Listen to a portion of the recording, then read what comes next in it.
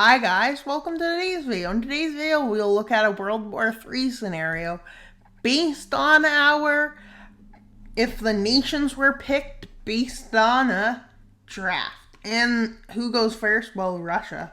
I have a few easy targets. I'll show you those ones that just get wiped out right away.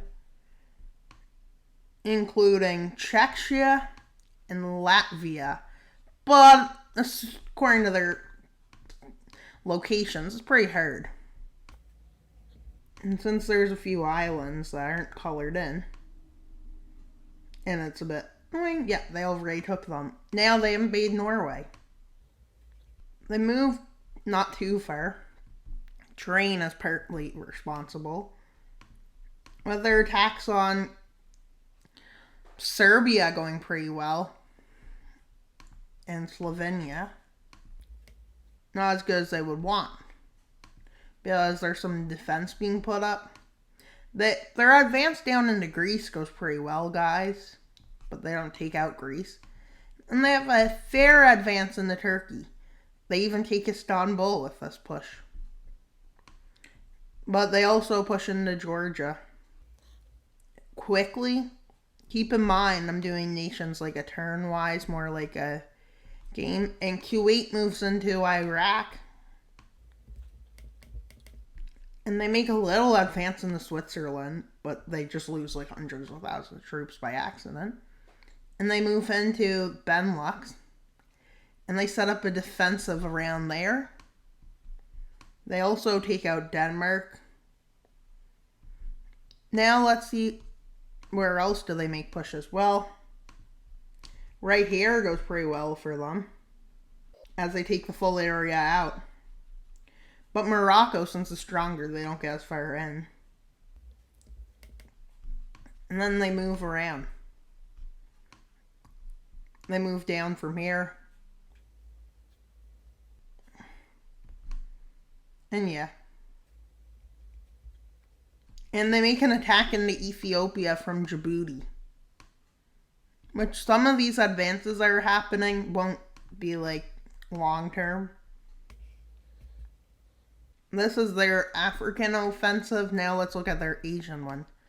Well, they move out from Afghanistan kinda, and then Afghanistan connects with other allies, with small advances being made in Central Asia. And then they move into Manchukuo. And they move up from South Korea into North Korea, and they make a little advance in Mongolia. Their Thailand's forces moving up here, up Myanmar's panhandle kind of thing. And they kind of move into Laos, but not too far. Cambodia moves into southern Vietnam. Now where else do they have forces? I believe down here. And where else do they make advances? Against green territory too here. This area falls. Parts of Malaysia falls. And all of East Timor. Now let's go to the New World and see what they do. Well, they really just move up because mountains protect Chile, so it makes it too hard for the advance yet because they don't have enough of the forces ready for the mountain climbing.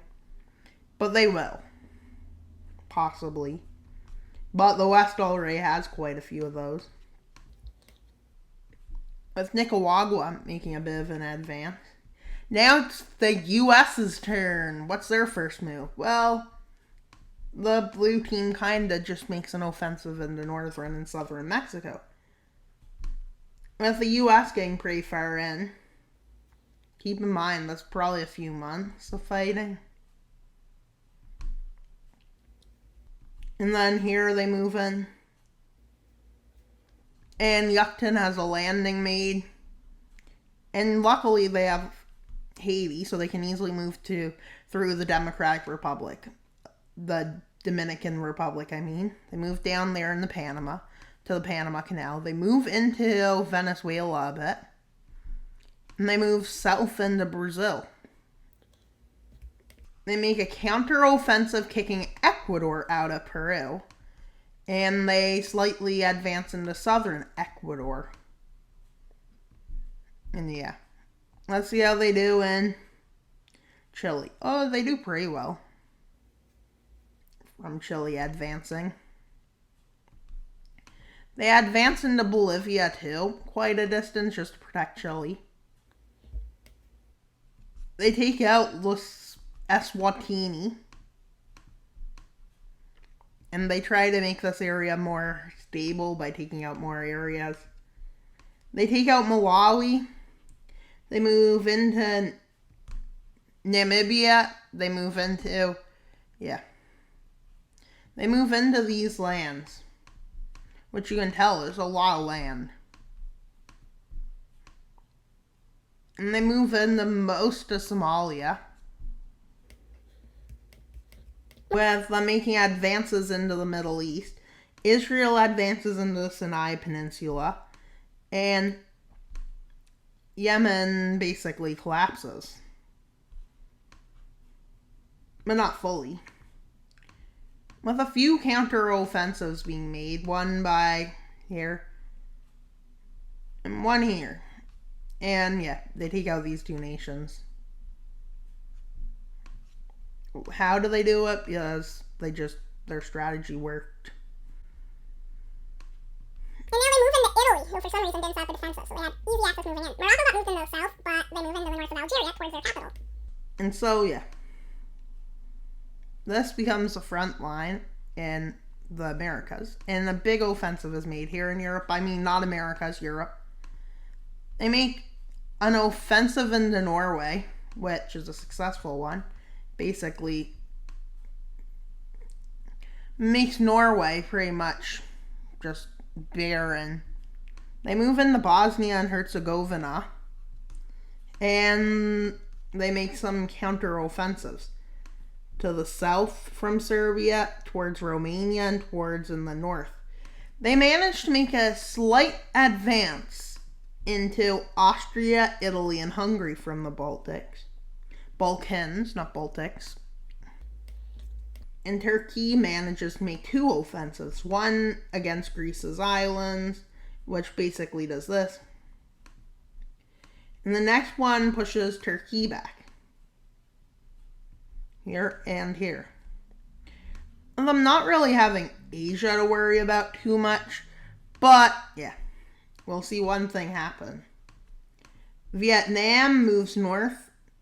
And Taiwan, with the help of the U.S., and Japan and the Philippines, make a landing. And they move here.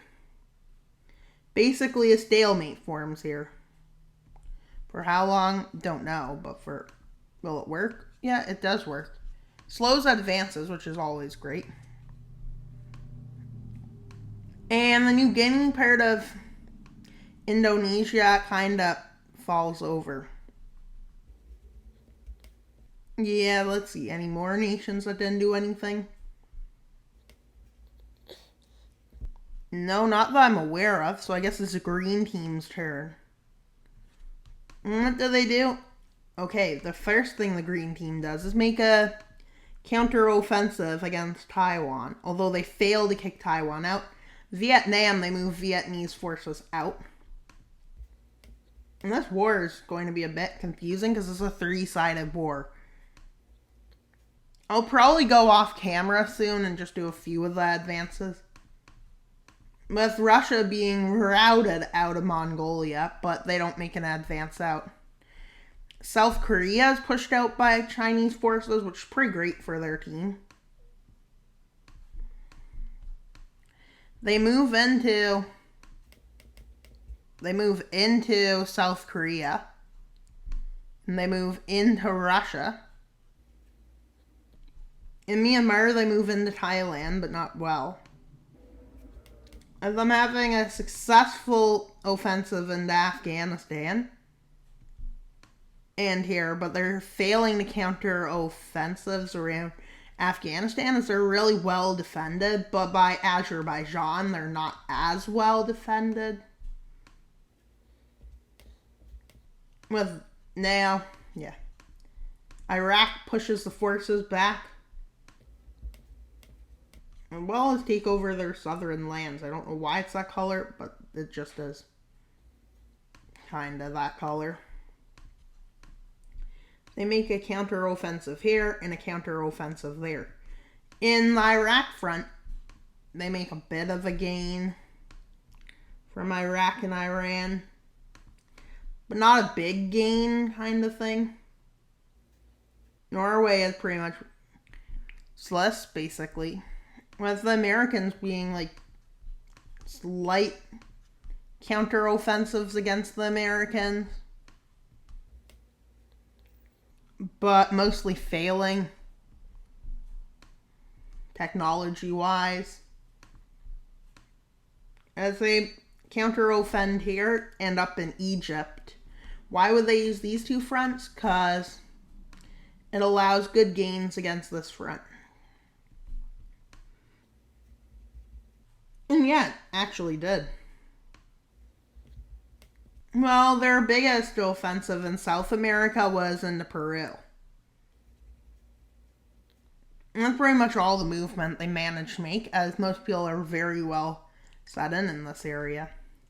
Well, Mexico makes a slight counteroffensive against the U.S. by Texas. And here, in the south. But now, it's Russia's turn. What's Russia going to possibly do? One of Russia's plans is to kick China out of this area, which they kind of fail because China is really well equipped there, but they slacked in equipment in these areas, so they get pushed back. And yeah. And I might just go do some of the mapping off camera soon, just because it will be a very long video if I just do it all on this at once. With Russia having a humongous offensive as they take out Norway and they move further south into Sweden. In some fronts they are struggling, but they do move up into southern Morocco and they continue their push into Ethiopia and they take back Istanbul and move into half of Turkey. Yeah. But other than that, in South America, they do manage to get a further push into Brazil. But in Ecuador, they're pretty much collapsing. Now it's the U.S.'s turn. With them moving the Chinese forces back in Peru. And then the Ecuador offensive goes really well, as they take half of Ecuador. And their Mexico offensive is going pretty well, as they're now moving down the coast. They try and get around the mountains. Within the south, they're having loads of success. They finally push through the rest of Panama and into Colombia. They also get a bigger offensive into Venezuela and Trinidad and Tobago, which makes them take over half the country. And then the Russian front in Nicaragua completely falls. Though they are struggling a bit in Europe and a bit in Asia, but in Africa they're doing pretty well. As they kick Djibouti out, they then move into this. They take out the rest of Somalia. They land in the northern areas of Madagascar and run right through. They speed run Madagascar. And then they get back. They move up into Namibia, South Africa does. And the Democratic Republic of the Congo gets pushed back far. South Sudan gets forced to capitulate over. And Eritrea gets taken over. Let's go to the Middle East, where the UAE is taken over and a big push is made into Oman and Yemen, almost getting rid of the two countries. With Turkey making an offensive this way, counter-offensive, as they manage to kick the Russians back. And in Italy, a landing is made in Sicily, which goes really successful as it moves up the south of Italy. And they move across, and I mean across Algeria, and they're nearing the capital. With such huge counteroffensives, they managed to take back these lands. And why is it that color? I don't know. But yeah, that was a mistake. Not supposed to happen, but it did. Which isn't a big deal. Not that big of a deal, I don't think. But yeah. With Indonesia's island hopping campaign by Australia going pretty well. As they move right across. And what I bet, I'm going to color Malaysia. No invasion of there, I don't think. With Chinese forces in the Middle East being a struggle to be pushed back, the Turkish forces enter into Morocco, and not Morocco, they enter into Albania and Macedonia. It's the fall of the Bosnian front, and then they push down, out, and south. The offensives in center of Europe go pretty well. And yeah, now Turkey is connected up with them after they take this area and this. They're not going to connect up because they can't break the line too far back. Now it's China's turn. Where can they move? Well, they move towards Afghanistan more, making it harder for Afghanistan to get supplies. And as this is happening, they move in from both sides. And their offensive goes really well, guys. Where else do they do one? Saudi Arabia, where they manage to push almost across it. But they can't push the Americans back, except in one area because they just took control of it. And yeah, all this really good nations that are fighting back. Egypt's almost fully through Libya, and they're moving into Nigeria. Well, they're making two huge pushes against them, taking them out of Malaysia and Burma. No, not Burma, Myanmar, I mean. Sometimes you say stuff wrong. I guess you guys know that. In Malaysia, they take back this area of Malaysia. It's hard to say who will win, and maybe we'll have a part 2 because this looks like it will become long. With a successful offensive by Sweden being so successful, it pushes them back all the way to Finland. It's just something. Now let's go back to the U.S.'s turn, because it's theirs again. Because Mexico failed to counter-offend. With the collapse of Mexico as the Mexican government capitulates, which opens them up for a South American front. Those forces will be moved. The question is, how long will it take them? Nobody really knows. And yeah, it'll probably turn out to be a pretty long video. Where else does the U.S. move? They move up into Namibia. Why would they do that? I'm not sure. But they do move into Namibia, believe it or not. Your choice. But they take out Namibia and move into Angola. And yeah. They almost take out the country. And not only that, but they also almost take out Ethiopia, which is a pretty good advance. But the Russian front kind of collapses as they manage to make a landing back into some areas they lost. They move into taking out Algeria, and I think the African front will collapse. So I'll go ahead and mobilize fully, and they're a big nation.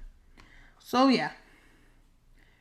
They make a humongous advance. And yeah.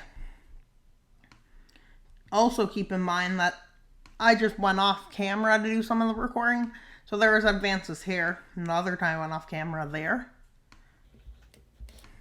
Just to show the advances that happen off camera, because there will be a few. With the German front collapsing, as Germany is being forced to defend other fronts, including the Swiss front, the Italian front, the Austrian front, which is really bad because Italy is falling on 3 fronts. Well, really, it's becoming still 3. German forces get stuck in Italy down here and are taken.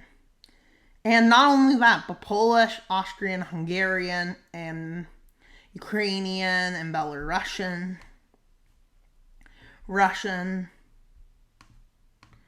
and Germany's front in Denmark finally breaks, which was basically the last straw that broke the camel's back, effectively, of European power is breaking. But yeah. Now let's see how Chinese power is doing. Well, it's doing really well, actually. It makes a counteroffensive against American pushes,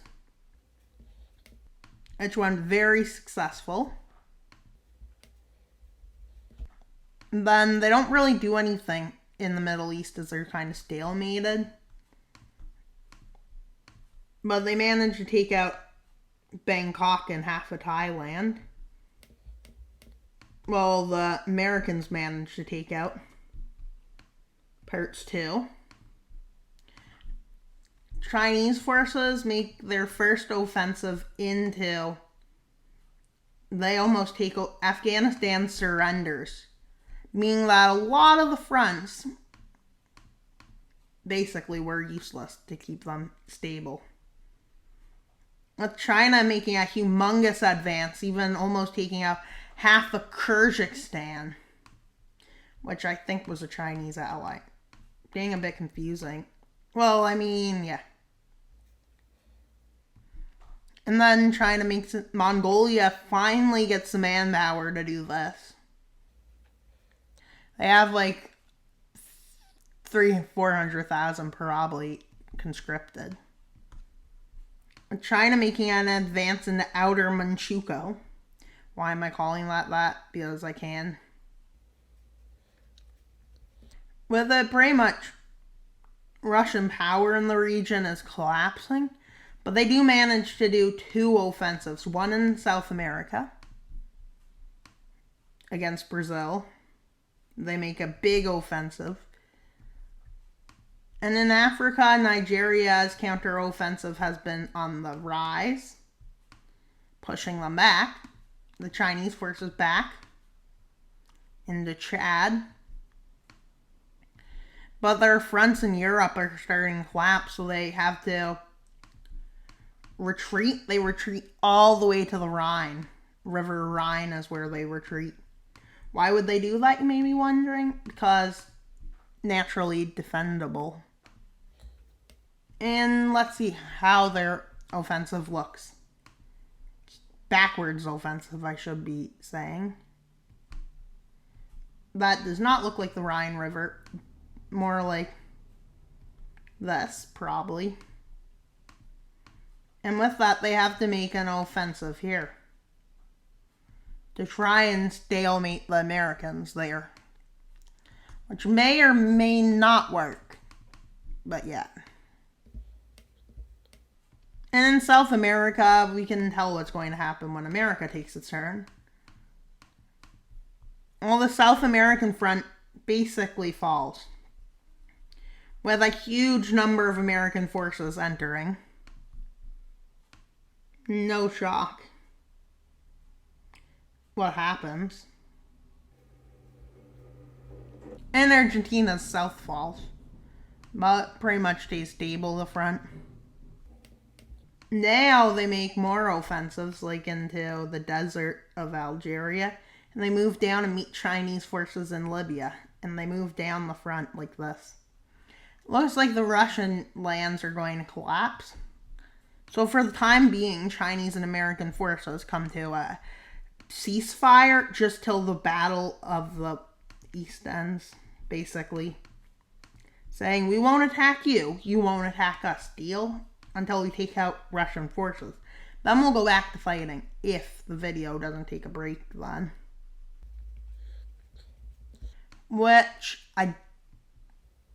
And yeah, the African front completely. And almost Russia's fallen in Asia.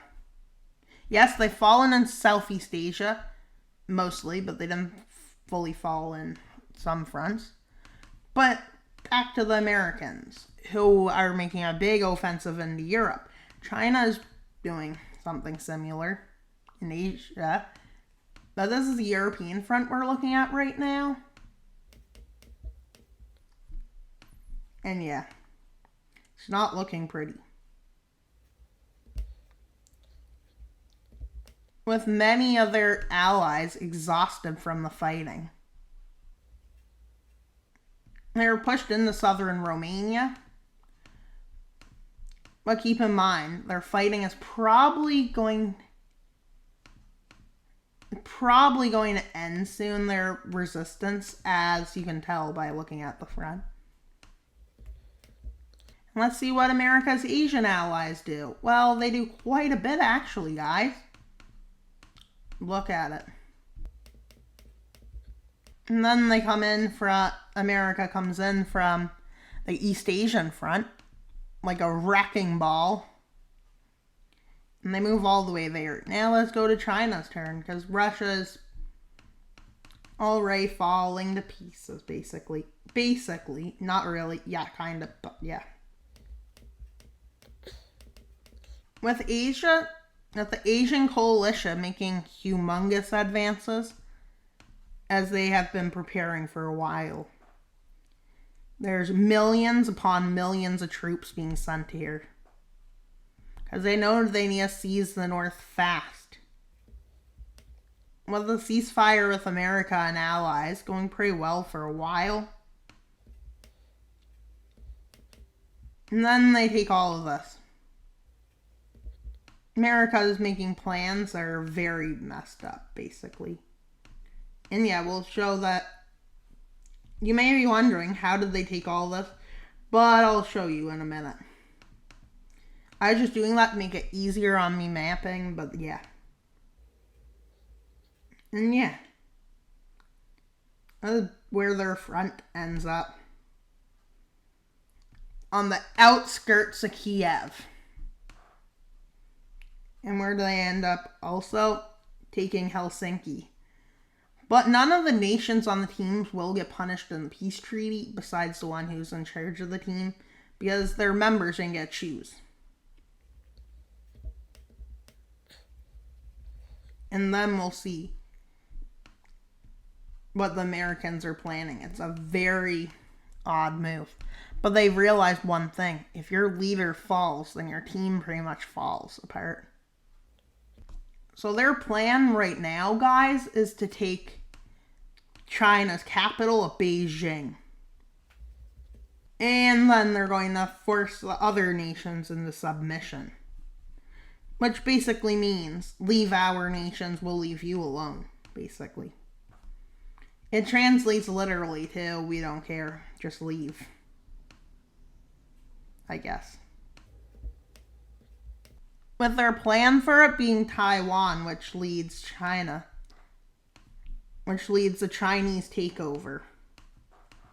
With the help of America, Japan, and Vietnam, the Chinese takeover is a mission that's probably going to succeed. Routing in the north the Chinese forces. Plan is to knock China out of the war. Many nations aren't doing much because they think the war is pretty much over as they see American forces storming into China. And yeah. And China gets nervous. And they use something they should have never even touched in the first place, guys. What am I talking about? I'll show you in a minute.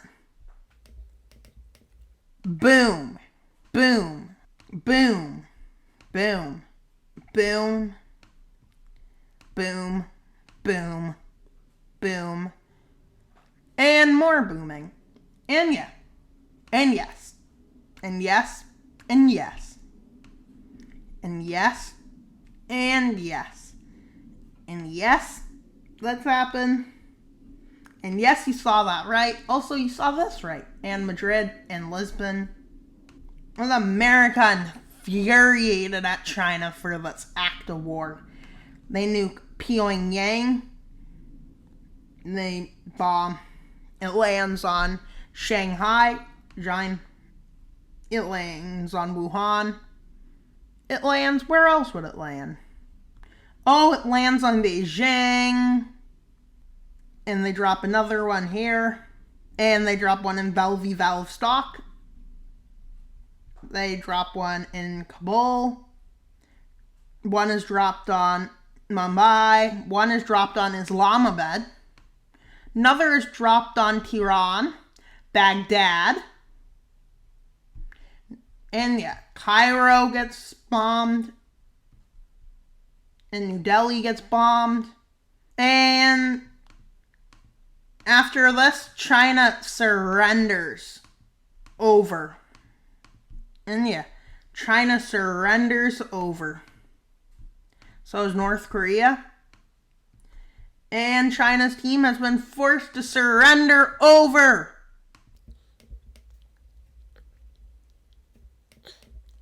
And China gets punished badly, including the hardest sanctions ever seen by a nation. Worse stuff. They're basically so punished, but their allies aren't, despite the fact that I nuked everyone at the end. But that was mostly revenge. And yeah, that's why. And the world gets destroyed. Everybody is unhappy. And yeah, China is demolished, basically. They get Manchukos gave independence by the U.S. And it looks like that. Then they give Yunnan independence. They give Xinjiang independence. Inner Mongolia gains independence.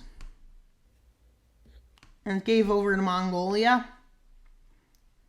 This happens. Yep, you heard that right. China got destroyed. But most likely, we will probably have another one of these choices happening in this cursed world. What about Russia, you may be wondering? Well, nobody's punished except Russia for some reason, despite the fact everyone was fighting. But they were forced on the team. You had no choice. Only the world powers got in trouble. The Kola Peninsula and Claria unite. The Caucasus unite. Dagestan gains independence. Chechnya gains independence. Tatarstan gets independence. Muscovy gets independence. The Ural Mountain State. Siberia, Yakutsk gets independence. Outer Manchukuo gave to Manchukuo. And pretty much this world is just... And Japan is lucky as they're like the only one besides Taiwan to actually get land out of it. Because they actually border. Well, Vietnam wants land, but like... The land isn't really gave because Taiwan doesn't want to give up land from China anymore because of the CCP, Taiwan lost most of its land, which is unfair, they claim, but it happened to the best of us. No, it doesn't. That's a joke. But yeah. Now to find an island I didn't color in, or a piece of land. Okay, here. And 20 likes and we can have a part 2. Or 10. We'll have a draft then a war scenario, basically. I think it was a really long video, but probably won't be as long after I edit, like 10, maybe 15 minutes shorter if it's an hour. Or whatever the length is. And yeah. And so this is what the world looks like after every went to war. And a lot of people got boomed. Which isn't fair, maybe. Or is it? And pretty much this is what happened to the world. Which is a bit unfortunate, but it's what happened, so yeah. This video had some booming. It was fun while it happened. And yep, now I hope you enjoyed today's video. If you want another draft video, we can do it with this map, as there's one draft already and then a war. So yeah. But I think the draft nations next time will probably be the US, Japan, and China. Maybe not Japan. I don't know who it'll be. Maybe France. Or France was destroyed in the war. So maybe it'll be Taiwan, Britain, and the USA picking nations for themselves to fight. And yeah, please like. 10 likes and we'll do a part 2. Or 20. Somewhere between there. But yeah. So please like, subscribe, comment. We are at 714 subscribers, which is, let me say, 714 subscribers, which is 86 away from 100. So if you could, please like and subscribe, as that's great for the channel. That's all for today's video. Wild Mapper out. But not until you subscribe.